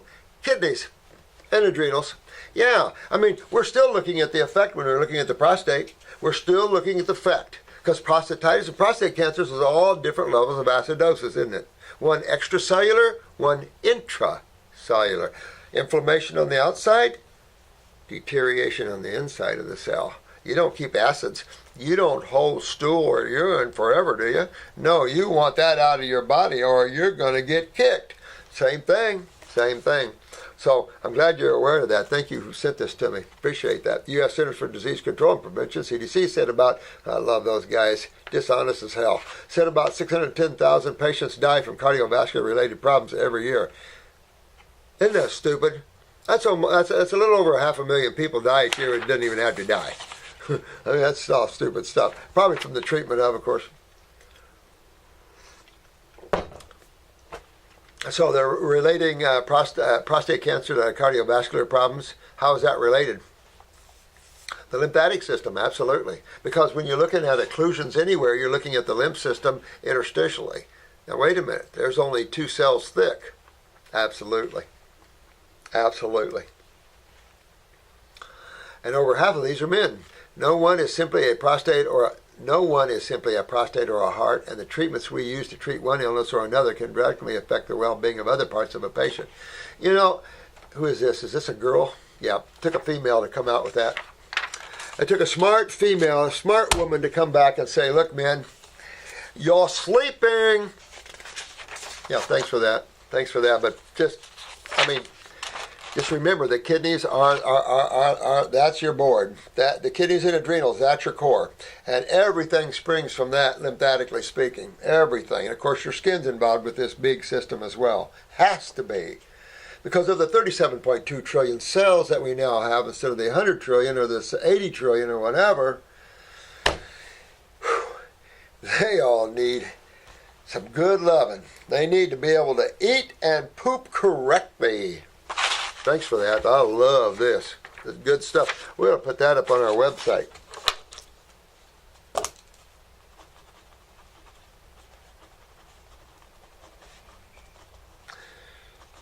But this is what we're seeing. You guys are going to know a lot of this so early on. It's not even funny. But thank God some people are coming to this. They're finding the lymph systems now a little more, and they're thinking about the lymph systems a little more, and we're going to give them a lot more to think about, aren't we? It just takes a while for them to catch up. It always has. But they'll catch up maybe. But this is a serious blow to their profession. But you know what? Sometimes we have to stand up and go, you know what? We all had it wrong. We're learning now, and it's time for us to grow in a different area. There's nothing wrong with saying that. I am never so ego that I can't say, oh no, I learned that, yep, I thought differently at the time, because I went through my different things, thinking one thing and then being aware, oh wow, but look over here. We're always at that. There's always could be a little more aware. There's always someone stronger or more aware. Of course, there's always the ones the other way too. So you can never deny yourself for anything. And life is just the way it is, and there's no need to judge anybody for anything. It just is. Just is. Kelly, I've never seen it spelled that way. Kelli. Kelly Rush. Upon awakening this morning, I was telling my 4-year-old, oh that's cute, that he is so smart due to eating all the fruits he does, that he can be anything he wants to be when he grows up. But it would be great if he could do something where he's helping people and be directly helping people. And he directly said, I can be just like Dr. Morris. Oh, you're going to make me cry. Oh, give me a big hug. I'll give him a big hug from the camera. Your little 4-year-old up, and I love you, son. Thank you so much. Was this a daughter or a boy? My question is, son, thanks, son. He has lost most of his 2 front teeth due to sucking at night. He never used a pacifier or bottle at night. Could it be low adrenals, nervous system? Yeah, it could be. Yeah, it could be, definitely. Of course, you don't know what's going on here in teething, but at the same time, let's see, he's 4 years old. You got him on fruits, berries, and melons. Make sure his parathyroid. He's 4 years old. Maybe you slip a picture of his eyes and take a look at him. That'd be cool. I mean, there's these little iris cameras for kids, but if we could get a picture of his eyes, boy, that would show you everything there. You might have a little fungus in him and stuff like that. You might get a little parasite in him along with some fruit juice, a couple drops, just to see if you can get some fungus out of him and stuff like that. Make sure you ain't got any worms or anything like that going on. Detoxify that side of it. Of course, at 4 years old, there's kidneys and adrenals involved, so I would probably do a couple drops of kidneys, a couple drops of adrenals, maybe an endocrine gland. It'll pick up all the other endos, and as this baby grows on the fruits and the berries, it's going to grow strong and big, don't forget, and you can help him grow out of any of these weaknesses that he's got. But I'll give him a big hug. Thank you so much. That's sweet. I tell you, these young lads and gals, these are the future of the planet, and we need to make them healthy and awake. And boy, what a change that'll make. We're steeped in the center of this corruption and the heaviness that this planet has gotten itself into. So we're just infusing this with light and love and beauty and truth. Essential. But then the young ones will come and really change it, and that's what I'm excited about, Oh, hey, dude. What do we got going here? Dr. Morris. Sonny. Hey, Sonny, dig the picture. Love the beard, man. Sonny here, Mesa, Arizona. Hands down, you are a gift from our... Oh, thanks, my friend. That mugshot was taken on December 21st. Just 2 months ago, when I turned 67 years young. I like your way of thinking already. When someone says old, I'm always thinking young, even though I read it, I say, I'm thinking young. My secret to staying young is staying in the presence of our Heavenly Father. There is no time in heaven, therefore a person doesn't age. Age, right? I do, Absolutely. The more that you become yourself, who you really are, the God force, that's who you are. And it helps to heal and energize you. I know there's a lot of obstructions on the way down to get the bodies and everything else, but we're working on the way back. I take no meds. I am on my third 14-week.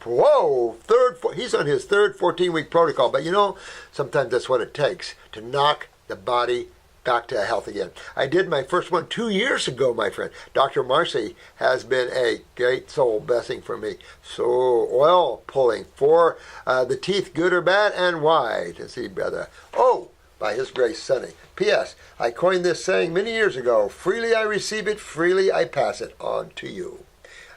Excellent, my friend. The truth may hurt, but the lies will kill you.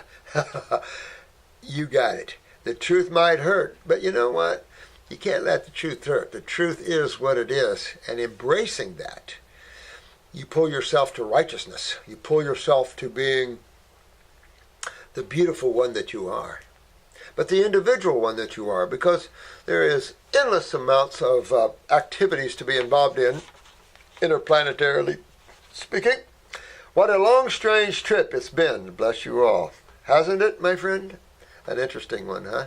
Especially if they sent you through the plant life. So, oil pulling for the teeth, good or bad? You know, I think oil's a good anti-inflammatory, but if you want to pull the crap out of your gums, get the Heal-All tea and start holding that in your mouth. It's anti-inflammatory, has a little Pantene to pull.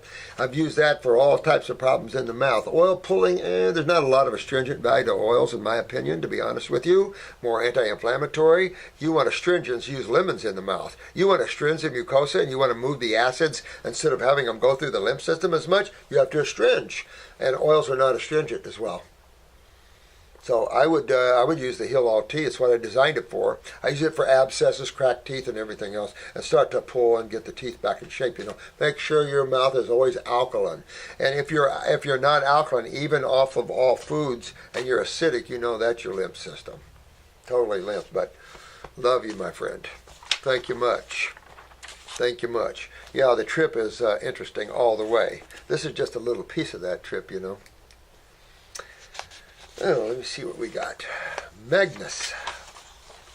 Thank you so much for all your videos and guidance. Thank you. Thank you so much. I consider us as doing this together, you know. And thank you for being so supporting and loving in your way of community. Oh, thanks. You know, sometimes I get a little strong sometimes on some of you, but I want you to win. I want you to make it, you know. And I just, as they help me here, you know, sometimes I'll get a little strong, and it's just because that's what you need, you know. But it's with great love, my guys. Do you know Martin Brofman? I don't. I've been asked that before. And his book, Anything Can Be Healed. No, I'm not familiar with that one. Martin Brofman basically healed himself from a tumor in his spine by changing a number of things in his life, focusing on doing things he really loved to do. This included eating pizza, burgers, etc. What is your take on this? Yeah, all the way from Denmark, baby. I have no take on that. I mean, it depends. You have so many variables, if indeed that's factual, because, you know, there's some things people claim, but indeed if that's factual, then a lot of times just the relaxing and getting out of the stress relaxes the adrenal and kidneys. If he's of a strong constitution, then that could have alone helped a little bit, and changing the diet just a tad bit could have helped him to reduce this. As a rule, not much. Because I tell you, you know, tumors that's your lymph system.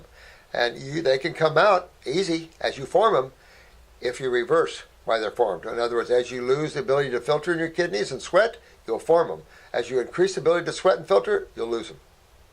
So it's hard to say, you know, what his genes are. But someone that does something like this, if that's factual, only did it because he had strong genes and not a lymph system that chronic. Because by the time you're chronic in the lymph system, you're not going to move a tumor out by the will of God and you're opening up and all that sort of thing. I'm privy to a lot of people that tried that. But there are just certain things you got to do, you know, to each body. Remember, each of your bodies are stuck on different levels, and each level has its own set of rules and guidelines, both in chemistry and physics. And that's the creator, you know. So I profess to know all that. But I do know that. So I don't know how much I dig into that. But for him to suggest in writing a book that you can get rid of your tumors and your cancers and stuff by just being happy and changing some things in your life, I wouldn't. Because some of you don't have time to watch that fail. You seriously want to get into what's causing this and backing it up. Just saying, I've been around a long time in this field, and I've seen a lot of people like that. And a lot of people that made claims like that died because they claims were quite on top. But you know, if he did, good. That means that he could go on this program and shoot the moon, because if you can remove a tumor at what he did at his body, then he doesn't have a lot of work to do on himself. But most people are a lot more involved lymphatic than that. It's impossible. So you can try that, but just keep in mind it'd be good if you did all the other stuff with it. Then, Dr. Morris, I have a question about hair and detox. You mentioned, of course, when you detox and remove the acids from your head area, as well as maybe fix up your thyroid, the hair comes back. But what about for a female with just weak, dry, and split in? Same thing. You know, dehydration. You know, this is dehydration. And where do you get dehydration? Acidosis. Yeah, I know. Same with split ends, you know, and dry hair and all these sort of things like that. I mean, I've seen so many women turn their hair into soft, lush hair. I've just seen so many of that. There's so many women now that are balding. Yeah, and of course men all over the place. All fixable, fixable, fixable. You know, your upper circulation, getting your lymph moving in the head, all that fixes it. Matter of fact, many of you have written me that you got your hair back. People come in here all the time talking to us, showing us their hair and stuff. It's not something that I have a problem with. Does the hair strengthen and come alive again from the roots to the ends since they are cells? Well, it could be gone all the way down. You know, your body rebuilds cells too, hair follicles and everything. I mean, even if they're damaged, they can be rebuilt. The cool thing about cells is they're regenerable. I mean, you can regenerate the human cell condition, and it's too cool stuff. Or cells multiply, of course, and make their own new cells. I mean, it's just cool stuff. I had a good amount of hair until I was about 15. Oh, Lord have mercy. See, at 15, that's young to start having hair problems. It started to thin, and then when I checked out, they said it was due to low iron, etc. They can blame that, but it's a lymph system. So you get your lymph system moving. Of course, she's 23 now. That tells you you're right into kidney and adrenal weaknesses, sweetheart. You're right at the perfect age to have big-time kidney and adrenal problems. So be wanting to look at that at your age, fix this up so you can have children. Everything's good. Children are good. Get a picture of those eyes and take a look at yourself, sweetheart, because you want to make sure, you know, you're right at that age of having babies and everything else. Make sure you're healthy, you know, because what happens to you happens to your offspring, and your lymph system is your offspring's lymph system. You can't genetically pass fluids. I'm 23 now, and of course, it only has gotten thinner. Yeah, you want to stop this pretty quickly. There was one girl that came to class years ago, just hardly any hair at all. She's got thick head hair. She was a YouTuber. I've also noticed that the roots of my hair is thicker than the ends. How interesting that is. Do you think this is just from everyday styling that a woman does to her hair, or is this acids? Good question. You know, all the stuff women put on their hair and that effect upon tissues and stuff, I don't know. Yeah, there's just so much to all of this, it's hard to say. Because chemistry, of course, impacts on top of chemistry, and it's like, oh, and so much of this is acid chemistry. I would be so bold to say there should never be acidic hair products.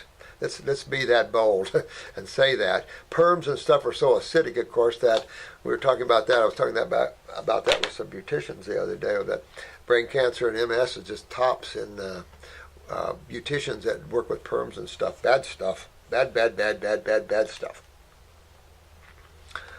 Also notice that the top part of my head where the hair grows does not grow, or at least it does. It is extremely slow. See, that's what I'm saying. These patches, that's where your lymph is the most stagnant in the tissues.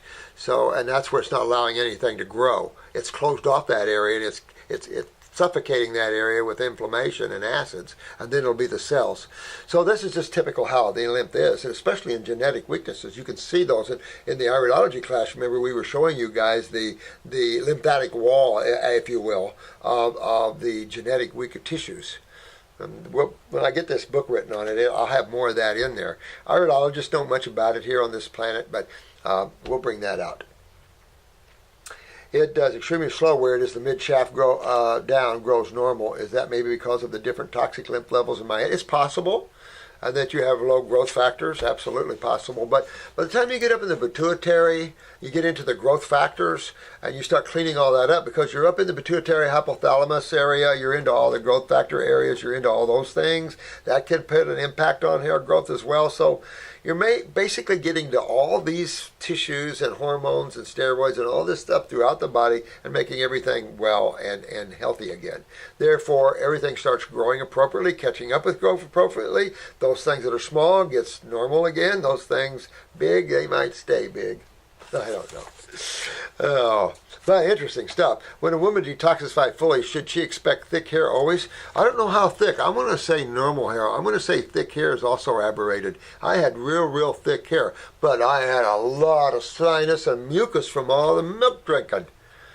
But I think that too thick and too thin are both sides of the wrong coin. That the middle path is always the way. Remember, Buddha, the middle path. The middle way where you have nice hair, not too thick and not too thin. I think that's where you're going. I've never seen anybody at these higher levels of detox complain about too thick a hair. Just normal, nice hair. When a woman or is thick hair an indication of maybe a hyperactive? See, I think thick hair is an indication. Not so much of hyperthyroid. They blame the thyroid on hair. I just disagree. I think we're going back to what that one lady said, why she said the prostate and how you have other problems related to that. See, when time you have thyroid problems, that's a lymph system, and I don't know of any growth factors in the thyroid that affect hair. Only rate of metabolism. So I don't see how that affects hair.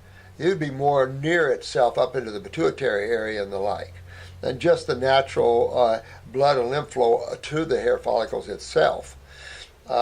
When you're going to have a thyroid down, you have a lymph down, and so when you have a thyroid down, you can have hair down. The same system's down that causes both things down.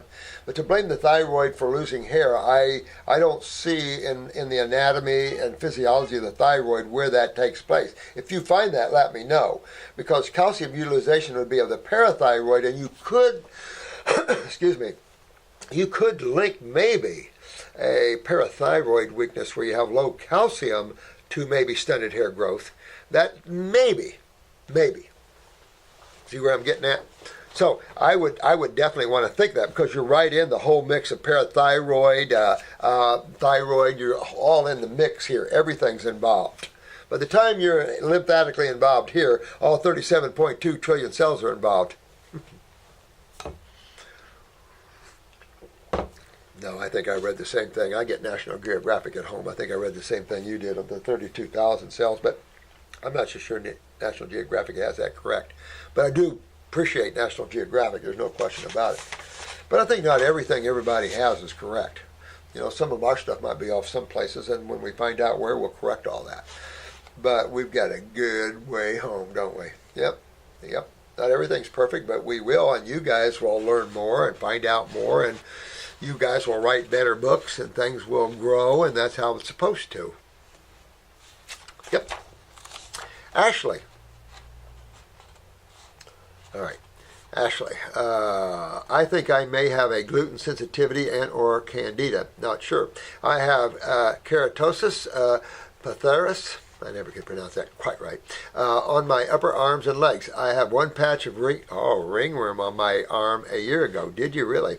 So it's just saying you're full of fungus. You know, I've had bacterial vaginitis maybe twice.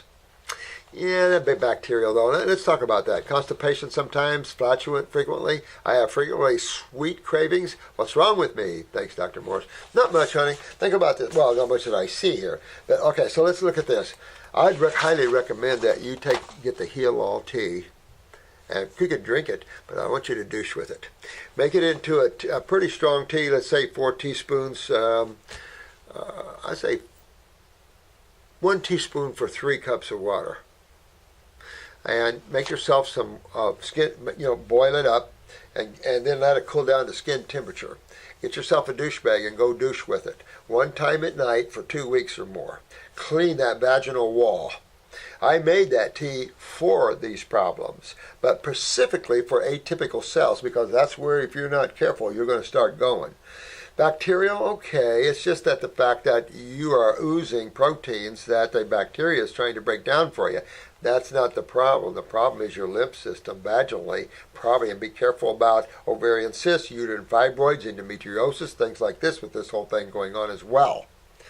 All right, because this is going to take you back to your kidneys and adrenal glands and your lymph system. Remember that? Now, what else did you ask? Okay, yeah, most of these patches are fungal patches, so I particularly would be on the Parasite M, probably a dropper and a half for 3-4 times a day for a good month or two. I'm going to make a good kill, but what system would I find the fungus in mostly? Yeah, the sewer system, and I'm going to go after that system. I've had people with toenail fungus, fingernail fungus so bad, they're all yellow and everything, and at the same time, I try to get rid of it all with Parasite M. And until you move the lymph system, are you ever 100% sure? Now, with that, if you have moles or warts, they should fall off too. And you want to take that. If you have moles growing on your warts, you have sugar metabolism problems. This is your adrenal glands. You want to take Parasite M and get these babies off of you. They're just sucking on you. And it's just that you're not metabolizing your sugars. It's the same reason fungus is in you. And of course, fermentation is that problem. Now, you get flatulence. Frequent flatulence can be sulfur built up interstitially in the gut wall. Remember that? So look at your eye, see if you have an orange in the bowels. That's sulfur.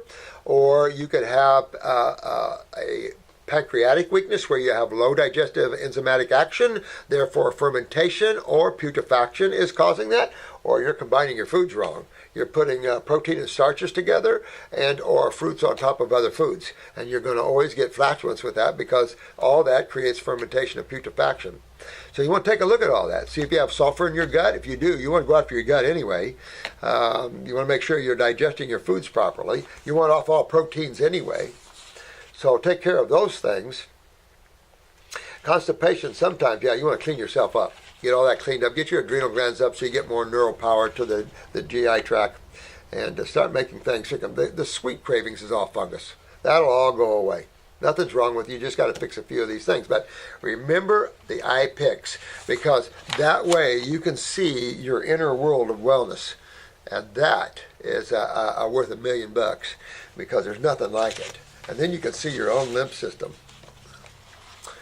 This is Jeanette. Had constipation. Wow, things kind of run in the same circles, don't they? Had constipation all my life and started having diarrhea. That never stopped and found infection in colon. So they did colonoscopy and diagnosed it as diverticulitis in colon and tortuously on the sigmoid colon. A lot of resections in the sigmoid bowel.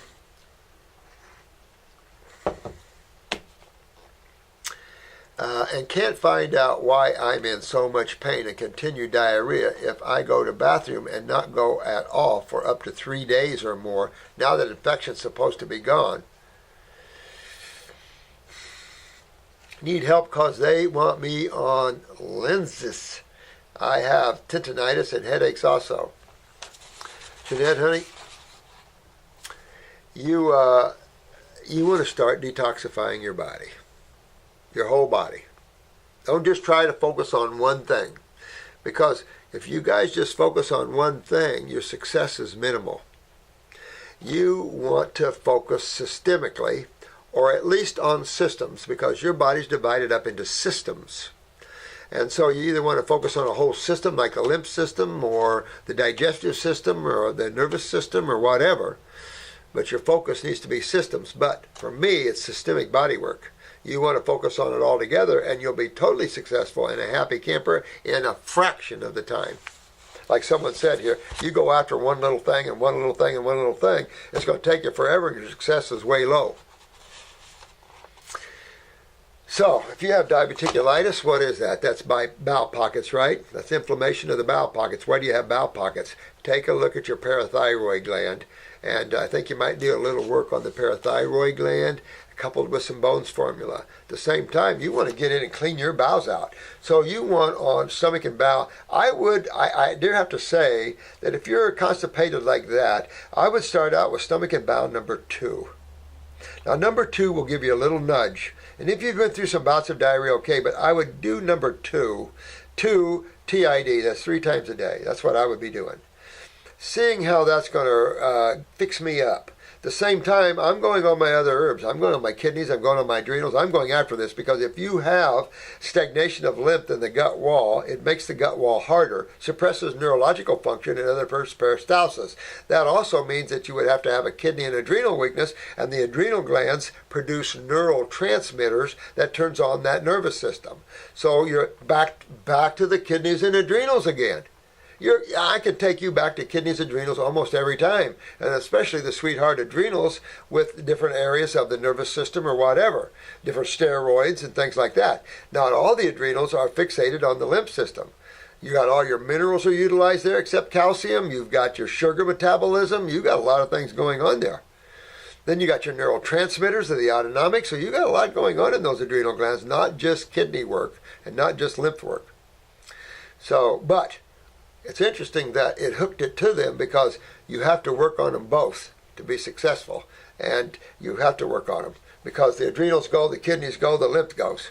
And then everything starts going. So to fix this, to get the inflammation out, you've got to get the lymph out, the stagnation of the lymph out.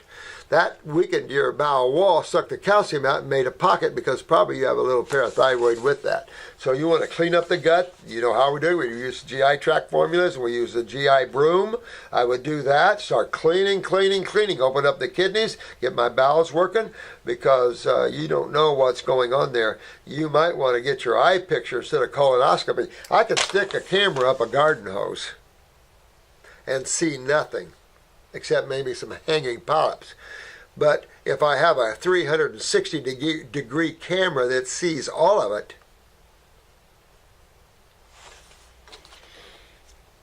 and that's your eye pick, 360 degree view. And that's what you want to look at. How chronic is my bowels? They can't tell you any of those things. The eye can. That's the beauty of it. You can see right where your seriousnesses are, although you can only fix everything as one. How interesting, huh? So go forth, my dear one, and fix these things because you won't be out of pain until you remove the acids. And you can't remove the acids till you get your kidneys and adrenals fixed. Fixing those then will increase peristalsis, blah, blah, blah, blah, blah, blah, blah. And of course, all that directly is linked to tendinitis and headaches and pressures. See how it's all linked together? One more. This is Terry. Hey, Terry. Hello, Dr. Morris. It's me, Terry. I went to a bioidentical hormone doctor back in 2014 who told me I had an elevated homeocysteine, level 10, and wanted me to get down. Get it down, baby. Get it down to level 6 to 7. Yeah, I had fun Friday night. I have a dear friend. A lot of you probably know him, but we had a lot of fun. And I tell you, this guy, he's I would say his age, but I think it's on his website, but he's in his 50s. But he can belt that out. He did over 2 hours, and I mean belting. That's Brian Adams, baby. And he belted that baby out like crazy, baby. Clearwater.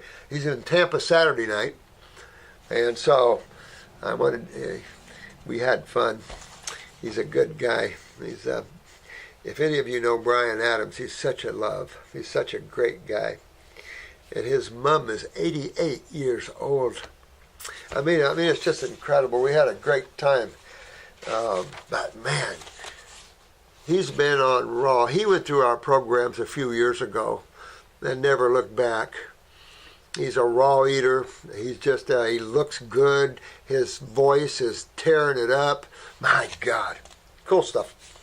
Anyway, by taking some capsules that they supplied. I stopped going there after learning about you. However, can you explain homeocysteine to me and what needs to be done to prevent any illness from it? Well, big hugs and kisses to you, baby. You know what? No, this is all about inflammation. And of course, that's your inflammatory markers in some way, and so is C-reactive proteins. But in reality, it's just acidosis. To keep it simple, it's just showing you how acidic you are. And so it is saying you're very acidic. So you want to back up on that and fix that. So go after your adrenals again, go after your kidneys, go after your lymph system, clean up the GI tract. If you want to build your nervous system, do that. Clean out your lungs, do that. And have fun with this, Terry. Yeah. It's just showing that you're full of inflammation. You need to get it out. And that's the lymph system. And you're rocking and rolling, baby. So let me say that I'll be back because your questions are excellent. Excellent.